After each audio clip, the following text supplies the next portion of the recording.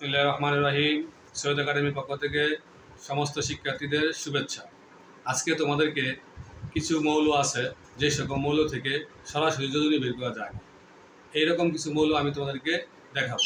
তাহলে ওই সব মৌল থেকে কীভাবে আমরা যোজনী বের করবো আসো দেখি। যে এখানে আমি দুইটা মৌল নিচ্ছি, একটা মৌল হচ্ছে অক্সিজেন, একটা মৌল কি ফ্লোরিন।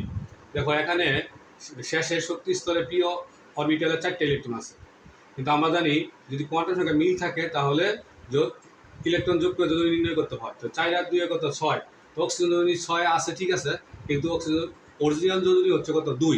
তাহলে 2টা আমরা পাবো কীভাবে ওইটা আমরা একটু দেখি। তাহলে এখানে আমরা ইলেকট্রন নির্ণয় যদি করি আবার 1s2 2s2 2px 2py 2pz, তাহলে 4টে ইলেকট্রন আমি ভাগ করে দেই 3টা অক্ষে। প্রথম দিলাম 2টা, কারণ ইলেকট্রন জোড়া জোড়া প্রবেশ করে, পরে একটা, পরে একটা। এই যে একটা নিয়ম অনুসরণ করছি, এই নিয়মটাকে বলা হয় হুন্ডের নিয়ম। এই নিয়মটাকে বলা হয় কি হুন্ডের নিয়ম। এখন এখানে অযুগ্ম ইলেকট্রন কটা আছে? এখানে অযুগ্ম ইলেকট্রন কটা আছে?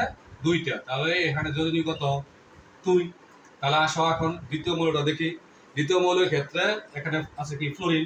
ফ্লোরিনের শেষের শক্তি স্তরে পি অরবিটাল আছে 5টি ইলেকট্রন। এই 5টি ইলেকট্রন আমি 3টা অক্ষে বন্ধক করে দিব। দাও আসো দেই।